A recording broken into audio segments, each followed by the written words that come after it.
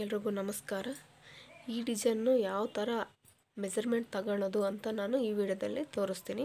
ಇದ್ರ work next ವಿಡಿಯೋದಲ್ಲಿ ಯಾವ ಥರ ವರ್ಕ್ ಹಾಕೋದಂತ ನೆಕ್ಸ್ಟ್ ವಿಡಿಯೋದಲ್ಲಿ ಅಪ್ಲೋಡ್ ಮಾಡ್ತೀನಿ. ಇದು ಆ್ಯಕ್ಚುಲಿ ಬೋಟ್ ನೆಕ್ ತೊಗೊಂಡು ಕೆಳಗಡೆ ರೌಂಡ್ ಶೇಪ್ ತೊಗೊಂಡಿದ್ದೀನಿ. ಈ ವರ್ಕ್ ಕೊಟ್ಟಿರೋರು ಆ್ಯಕ್ಚುಲಿ ಇದು ರೌಂಡ್ ಶೇಪ್ ಬೇಕಂತ ಹೇಳಿದರು, ಅದಕ್ಕೋಸ್ಕರ ಈ ಡಿಸೈನ್ನೇ ಹೇಳಿದರು.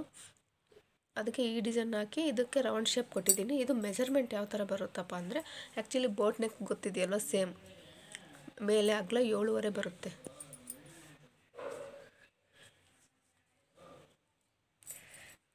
ಸಾರಿ 7 ಇಂಚ್ ಬರುತ್ತೆ. ಇದು ಮೇಲ್ಗಡೆದು, ಹಿಂಗೆ ಕೆಳಗಡೆ 3 ಇಂಚ್ ಬರುತ್ತೆ. ಇಲ್ಲಿ ಸೆಂಟ್ರ್ ಪಾಯಿಂಟ್ ತಗೊಂಡ್ರೆ ಈ ಕಡೆ 3.5, ಈ ಕಡೆ 3.5, ಕೆಳಗಡೆ 3. ಇದು ಮೇಲ್ಗಡೆದಾಯಿತು. ಆ್ಯಕ್ಚುಲಿ ಯಾವುದೇ ಒಂದು ನೆಕ್ ಡಿಸೈನ್ ಬ್ಯಾಕ್ ಡಿಸೈನ್ ಮಾಡಬೇಕಾದ್ರೆ ಫಸ್ಟು ಲೆಂತ್ ಎಷ್ಟಿದೆ ಅಂತ ತಗೊಂಬಿಡಿ. ಇದು ಆ್ಯಕ್ಚುಲಿ ಟೋಟ್ಲ್ ಎಷ್ಟು ಬರುತ್ತಪ್ಪ ಅಂದರೆ 10 ಬರಬೇಕು. ಇದು ರೆಡಿ 10 ಬರಬೇಕು. ಅಲ್ಲಿವರೆಗೂ ಒಂದು ಮಾರ್ಕ್ ಮಾಡ್ಕೊಂಡು ಇದ್ರೊಳಗಡೆ 10 ಇರುತ್ತಲ್ಲ ಅದರೊಳಗಡೆ ಡಿಸೈನ್ ಮಾಡ್ಕೋಬೇಕಾಗುತ್ತೆ. ಅದಕ್ಕೆ ಬೋಟ್ ನೆಕ್ಕಿಗೆ ಎಷ್ಟು ಬೇಕು ಮತ್ತು ಅದ್ರ ಕೆಳಗಡೆ ಡಿಸೈನ್ಗೆ ಎಷ್ಟು ಬೇಕು ಅಂತ ನಾವು ಮೆಜರ್ಮೆಂಟ್ ತಗೋಬೇಕಾಗುತ್ತೆ. ಇಲ್ಲಿ ನೋಡಿ, ಇಲ್ಲಿ 3 ಇಂಚ್ ಹೋದರೆ ಇನ್ನು 7 ಇಂಚ್ ಉಳ್ಕೊಳ್ಳುತ್ತೆ. ಇಲ್ಲಿ ಮಧ್ಯದಲ್ಲಿ ಈ ಡಿಸೈನ್ಗೆ ಎಷ್ಟು ಬೇಕೋ ಅಷ್ಟು ಅಂತನಾದರೂ ಅಂದ್ಕೋಬೋದು, ಇಲ್ಲಾಂದರೆ 1.5 ಇಂಚ್ ಗ್ಯಾಪ್ ತಗೊಳ್ಬೇಕಾಗುತ್ತೆ. ಈ 3 ಇಂಚಿಂದ ಮತ್ತೆ ಕೆಳಗಡೆಗೆ 1.5 ಇಂಚು ಲೆಂತ್ ತಗೋಬೇಕಾಗುತ್ತೆ ನೋಡಿ. ಮತ್ತು ಇದ್ರ ಕೆಳಗಡೆಯಿಂದ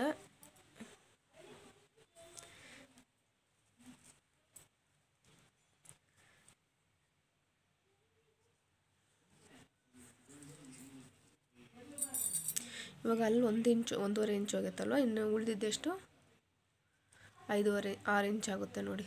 ಅಂದರೆ ಖರ್ಚು ಸೇರಿಸ್ಕೊಂಡು ಎಕ್ಸ್ಟ್ರಾ ತಗೊಂಡಿದ್ದೀವಿ ನಾವು, ಅದಕ್ಕೋಸ್ಕರ.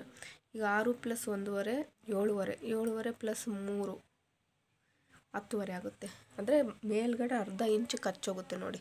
ಇಲ್ಲಿ ಬೀಡ್ಸ್ ಥ್ರೆಡ್ ಒಂದೇ ನಾನು ಅರ್ಧ ಇಂಚ್ ಎಕ್ಸ್ಟ್ರಾ ಹಾಕ್ತೀನಿ, ಬೀಡ್ಸ್ ಹಾಕೋದಿಲ್ಲ. ಯಾಕಂದರೆ ಹೊಲಿಗೆಯಲ್ಲಿ ಬೀಡ್ಸ್ ಹಾಕಿದಾಗ ಏನಾಗುತ್ತೆ, ಕಟ್ಟಾಗುತ್ತೆ. ಅದಕ್ಕೋಸ್ಕರ ಮತ್ತು ಸೂಜಿನೂ ಮುರಿದೋಗುತ್ತೆ. ಅದಕ್ಕೋಸ್ಕರ ನಾನೇನು ಮಾಡ್ತೀನಿ, ಖರ್ಚು ಏನಿರುತ್ತೋ ಅದು ಮಾತ್ರ ಥ್ರೆಡ್ಡಲ್ಲಿ ಹಾಕ್ತೀನಿ, ಬೀಡ್ಸ್ ಹಾಕೋಕ್ಕೋಗಲ್ಲ. 1/2 ಇಂಚ್ ಬಿಟ್ಟೆ ಬೀಡ್ಸ್ ಹಾಕ್ತೀನಿ. ಇದು ರೌಂಡು ಉದ್ದ ಎಷ್ಟಿದೆ 6 ಇದೆ. ಅಗಲ ನೋಡೋಣ ಬರ್ರಿ.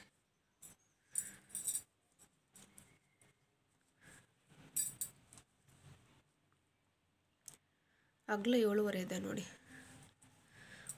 ಇದು ಉದ್ದ 6, ಅಗಲ 7.5 ಇದೆ. ಕರೆಕ್ಟಾಗಿ ಸೆಂಟ್ರ್ ಪಾಯಿಂಟ್ ತಗೊಂಡು ಇದು ಮ್ಯಾಕ್ಸಿಮಮ್ 3 ಬರುತ್ತಲ್ವ, 3.5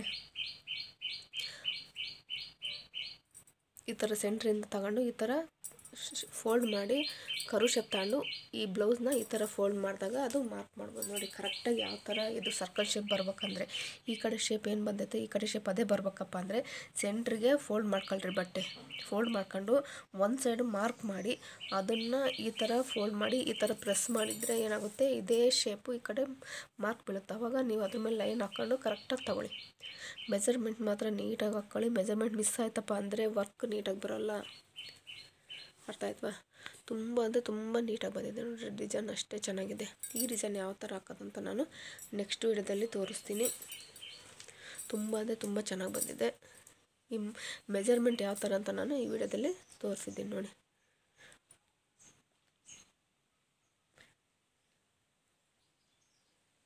ನೋಡಿರಿ ಎಷ್ಟು ನೀಟಾಗಿ ಬಂದಿದೆ.